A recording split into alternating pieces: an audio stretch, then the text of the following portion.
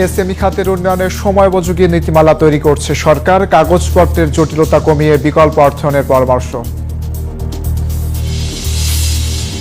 অর্থনীতির চাপ অব্যাহত থাকলে জিডিপি প্রবৃদ্ধি নামতে পারে 3%-এর নিচে, ঢাকা সফর শেষে আইএমএফ মিশন, ঋণ প্রস্তাব নিয়ে চলবে আলোচনা। স্পন্সর ছাড়াই 5 বছরের মাল্টিপল এন্ট্রি ভিসা চালু করল সংযুক্ত আরব আমিরাত, হরমুজ, বাব আল মান্দাব ও সুয়েজ খাল বন্ধের হুঁশিয়ারি ইরান। স্বাগত পূবালী ব্যাংক পিএলসি বিজনেস টাইমে, সাথে আছে শাহরিয়ার রঙ্কুর। দেখছিলেন সংবাদ শিরোনাম। রাজস্ব ও ব্যাংকিং খাতের চাপ অব্যাহত থাকলে মধ্যম মেয়াদে বাংলাদেশের জিডিপি প্রবৃদ্ধি 3%-এরও নিচে নেমে যেতে পারে। রাজস্ব আহরণ জোরদার এবং ব্যাংকিং খাতের দুর্বলতা দূর করতে সংস্কার এগিয়ে নেওয়া গেলে মধ্যমেয়াদে অর্থনীতির সম্ভাবনা উন্নত হবে। 5 দিনের ঢাকা সফর শেষে এমন পূর্বাভাস দিয়েছে আন্তর্জাতিক মুদ্রা তহবিল আইএমএফ। বৃহস্পতিবার এক বিবৃতিতে আইএমএফ জানিয়েছে, বাংলাদেশকে নতুন ঋণ দেওয়ার বিষয়ে আলোচনা আগামী মাসগুলোতে চলতে থাকবে। এই আলোচনা হবে ঋণের সম্ভাব্য আকার, পরিধি এবং এর সঙ্গে সম্পর্কিত সংস্কার অঙ্গীকার নিয়ে। মিশন বলছে, বাংলাদেশ এখনও রাজস্ব, আর্থিক খাত এবং মূল্যস্ফীতিজনিত বড় ধরনের চ্যালেঞ্জের মুখে রয়েছে।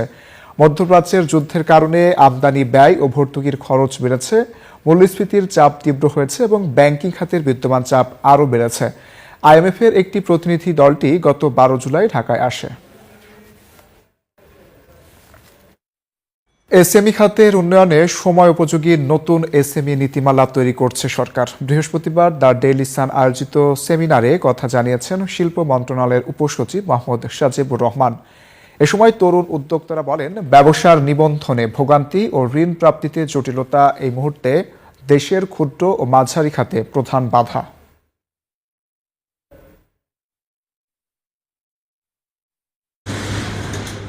দেশের 85% কর্মসংস্থানের যোগান দেয় ক্ষুদ্র ও মাঝারি বা এসএমই খাত। দেশের জিডিপিতেও এ খাতের অবদান বেশ বড়, কিন্তু বিপুল সম্ভাবনা থাকা সত্ত্বেও অর্থায়নের সংকট ও আমলাতান্ত্রিক জটিলতায় থমকে যাচ্ছে নতুন উদ্যোক্তাদের পথ চলা। রাজধানীর বসুন্ধরায় দ্য ডেইলি সান আয়োজিত সেমিনারে তরুণ উদ্যোক্তারা বলেন, ব্যবসার শুরুতে ট্রেড লাইসেন্স সহ প্রয়োজনীয় অনুমোদন পেতে চরম ভোগান্তি পোহাতে হয় তাদের। প্রাতিষ্ঠানিক নথি ও ট্র্যাক রেকর্ডের অভাবে সহজে মিলছে না ব্যাংক ঋণ। আমাদের কাছে যে ডেটাটা আছে, যেটা কিন্তু প্রপার ফাইন্যান্সিয়াল ইনস্টিটিউটের কাছে আসলে নেই। So they can actually utilise this data. It's not only for us, it's actually for any kind of online business, any kind of platform that are actually providing service to the SME. The industry একেবারে nascent, unregulated, so we don't have data to back our claims. আর একা তো market বড় করা কঠিন হয়ে যায়। সেমিনারে বিশেষজ্ঞ ও অংশীজনরা বলেন, প্রচলিত ব্যাংকিং ব্যবস্থা নয়, বরং কাগজপত্রের জটিলতা কমিয়ে বিকল্প অর্থায়ন ও এসএমই খাতকে বৈশ্বিক সাপ্লাই চেইনের সঙ্গে যুক্ত করার পরামর্শ দেন তারা। ব্যাংক সবসময় যেটা চায় সেটা হচ্ছে track record. So there is a clear gap. Total industrialisation বাংলাদেশের যে অবস্থায় আছে, এটাও কিন্তু গ্লোবাল প্রেক্ষিতে নতুন করে চিন্তা করা উচিত। We are fortunate to have a diverse group of policymakers, business leaders, entrepreneurs, financial institution, development partners, and academics with us today. Your experience and perspective will make this discussion richer and more meaningful. SME উদ্যোক্তাদের এসব সংকট সমাধানে সময় উপযোগী ACB নীতিমালা প্রণয়নে কাজ চলছে বলে জানান শিল্প মন্ত্রণালয়ের উপসচিব। SME is to fulfill the SME interest of the SME, and also in consultation with all the stakeholders, like all the private sector as well. We should make the policy. আন্তর্জাতিক মান নিশ্চিত করতে পণ্যের সার্টিফিকেশন এবং 24টি বাণিজ্যিক wing এর মাধ্যমে নতুন রপ্তানি বাজার খোঁজা হচ্ছে বলেও জানানো হয় অনুষ্ঠানে। Thank you so much. Thank you. আমি আব্দুল্লাহ, নিউজ 24, ঢাকা। বিমা খাতে বকেয়া দাবির পরিমাণ প্রায় 7,000 কোটি টাকা। এর মধ্যে শীর্ষ 7 কোম্পানির বকেয়া প্রায় 4,000 কোটি।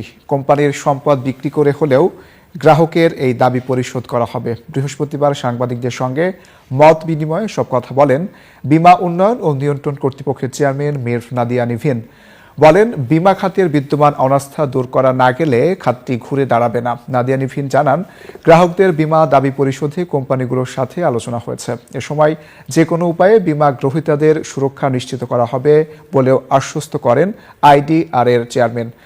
সাথে এ খাতের শৃঙ্খলা ফিরিয়ে আনতে জোর হচ্ছে বলেও জানান তিনি। অনিয়মের সাথে জড়িতদের বিরুদ্ধে নেওয়া হচ্ছে ব্যবস্থা। আমাদের যদি ক্লেম সেটেলমেন্ট রেট যদি উঠতে থাকে তাহলে আস্তে আস্তে গ্রাহকের আস্থা আবার ফিরে আসবে। 7টা কোম্পানি প্রত্যেকটার সাথে তার মালিক পক্ষ এবং মানে স্পেসিফিক তাদের সিইও এমডিদের সাথে ইন্ডিভিজুয়ালি তাদের সাথে মিট করেছি। অবশেষে সব জল্পনা কল্পনার অবসান ঘটিয়ে নবগঠিত সম্মিলিত ইসলামী ব্যাংক পিএলসির ব্যবস্থাপনা পরিচালক হিসেবে আনুষ্ঠানিকভাবে দায়িত্ব গ্রহণ করেছেন আবেদুর রহমান শিকদার। বৃহস্পতিবার তিনি নতুন এই ব্যাংকের শীর্ষ পদে যোগ দেন। ব্যাংকের সংশ্লিষ্ট কর্মকর্তারা গণমাধ্যমকে তার যোগদানের বিষয়টি নিশ্চিত করেছেন। এর আগে গত 29 জুন বেসরকারি ডাচ বাংলা ব্যাংকের উপব্যবস্থাপনা পরিচালক আব্দুর রহমান শিকদারকে এমডি হিসেবে নিয়োগের জন্য অনাপত্তিপত্র দেয় বাংলাদেশ ব্যাংক। তারও আগে 23 জুন ব্যাংকটির পরিচালনা পরিষদের সভায় তার নিয়োগের প্রস্তাব অনুমোদন করা হয়েছিল। প্রয়োজনীয় আনুষ্ঠানিকতা ও প্রক্রিয়া সম্পন্ন করে আজ তিনি কাজে যোগ দিলেন।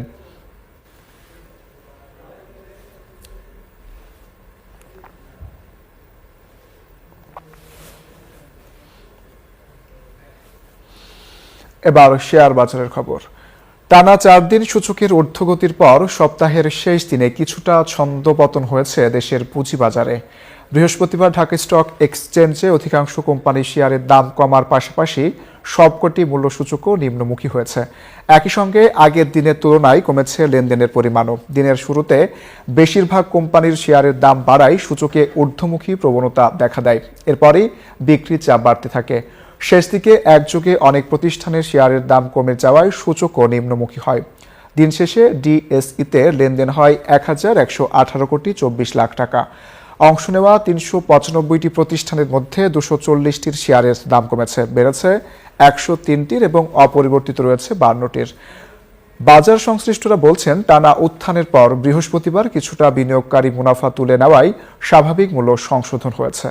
যুক্তরাষ্ট্রের আগ্রাসনের মুখে বিশ্বের 3টি গুরুত্বপূর্ণ বাণিজ্যিক সমুদ্রপথ পুরোপুরি বন্ধ করে দেওয়ার হুঁশিয়ারি দিয়েছে ইরান। এতে হরমুজসহ বার আল মান্দাব ও সুয়েজ খাল বন্ধ হয়ে গেলে শুধু জ্বালানি নয়, হুমকিতে পড়তে পারে বিশ্ব অর্থনীতিও। এর মধ্যে টানা 4র্থ দিনের মতো আন্তর্জাতিক বাজারে বেড়েছে তেলের দাম। থমকে আছে তেল রপ্তানির অন্যতম বিশাল জলপথ। বাধাগ্রস্ত হচ্ছে বিশ্বের তেল রপ্তানি। ইরানি বিধিনিষেধের পাশাপাশি হরমুজ প্রণালীতে এবার খাড়ার ঘা হয়ে দাঁড়িয়েছে মার্কিন নৌ অবরোধ। হরমুজের এই অচল অবস্থায় সরবরাহ সংকটে টানা 4র্থ দিনের মতো আন্তর্জাতিক বাজারে তেলের দাম বেড়েছে ব্যারেল প্রতি $85 বেশি এবং যুক্তরাষ্ট্রের WTI $80 উপরে উঠেছে। এরই মধ্যে হরমুজ প্রণালীর পাশাপাশি ইয়েমেনের হুতি গোষ্ঠীর সহায়তায় বাব আল মান্দাব প্রণালী ও সুয়েজ খাল বন্ধ করে দেওয়ার হুমকি দিয়েছে ইরান। বিশ্বের সমুদ্রপথে পরিবাহিত তেলের 27% ও এলএনজির 20% যায় হরমুজ প্রণালী দিয়ে, আর বাব আল মান্দাব ও সুয়েজ খাল হয়ে বিশ্ব সামুদ্রিক বাণিজ্যের প্রায় 11% এবং বৈশ্বিক এলএনজি পরিবহনের 8% সম্পন্ন হয়। বিশ্বের অন্যতম গুরুত্বপূর্ণ এই জ্বালানি ও বাণিজ্য পথগুলোতে অচল অবস্থা দীর্ঘায়িত হলে বৈশ্বিক সরবরাহ আরও বড় সংকটে পড়বে। বিশ্লেষকদের আশঙ্কা, উত্তেজনা অব্যাহত থাকলে জ্বালানির দাম আরও বাড়বে, যার প্রভাব পড়বে বিশ্ব অর্থনীতি থেকে শুরু করে সাধারণ মানুষের দৈনন্দিন জীবনযাত্রার ব্যয়েও। নীরব দাস, নিউজ 24। স্পন্সরের বাধ্যবাধকতা ছাড়াই 5 বছর মেয়াদী মাল্টিপল এন্ট্রি ভিজিট ভিসা চালু করেছে সংযুক্ত আরব আমিরাত। নতুন এই ভিসায় বিশ্বের যে কোনো দেশের নাগরিক একাধিকবার আমিরাতে প্রবেশ করতে পারবেন। আবেদনকারী থাকতে হবে অন্তত 6 মাস মেয়াদী পাসপোর্ট ও 6 মাসের ব্যাংক স্টেটমেন্টে ন্যূনতম $4,000 সমপরিমাণ অর্থের প্রমাণ। পর্যটন, ব্যবসা ও বিনিয়োগে গতি আনাই এই উদ্যোগ, বলছে দুবাই। দুবাইয়ের দরজা এখন যেন আরো উন্মুক্ত বিশ্বের পর্যটকদের জন্য। স্পন্সর ছাড়াই 5 বছর মেয়াদে মাল্টিপল এন্ট্রি ভিজিট ভিসা চালু করছে সংযুক্ত আরব আমিরাত। নতুন এই ব্যবস্থায় একই ভিসায় একাধিকবার দুবাই সহ পুরো আমিরাতে প্রবেশ করতে পারবেন বিশ্বের যে কোনো দেশের নাগরিক। পর্যটন খাতকে আরো গতিশীল করা এবং আন্তর্জাতিক ব্যবসায়িক ভ্রমণ সহজ করতেই এই উদ্যোগ নিয়েছে দুবাই প্রশাসন। এর আগে অনেক ক্ষেত্রেই স্থানীয় স্পন্সর বা গ্র্যান্টার প্রয়োজন হলেও নতুন ভিসা নীতিতে সেই বাধ্যবাধকতা তুলে দেওয়া হয়েছে। তবে এই ভিসা পেতে আবেদনকারীকে নির্দিষ্ট কিছু শর্ত পূরণ করতে হবে। প্রয়োজন হবে কমপক্ষে 6 মাস মেয়াদী পাসপোর্ট, সদ্য তোলা রঙিন ছবি, গত 6 মাসের ব্যাংক স্টেটমেন্টের নতুন 4,000 মার্কিন ডলার বা সমপরিমাণ অর্থ থাকার প্রমাণ, বৈধ স্বাস্থ্য বীমা এবং নিশ্চিত ফিরতি বিমান টিকিট। নতুন এই দীর্ঘমেয়াদী মাল্টিপল এন্ট্রি ভিসা শুধু পর্যটন নয়, ব্যবসায়িক সফর ও পারিবারিক ভ্রমণও আরো সহজ করবে। দুবাইয়ের লক্ষ্য বিশ্বের অন্যতম উন্মুক্ত ও আকর্ষণীয় ভ্রমণ গন্তব্য হিসেবে নিজেদের অবস্থান আরো শক্তিশালী করা। চন্দ্রানী চন্দ্রা, নিউজ 24। আর এই ছিল পূবালী ব্যাংক পিএলসি বিজনেস টাইমে। এতক্ষণ সাথে থাকার জন্য ধন্যবাদ।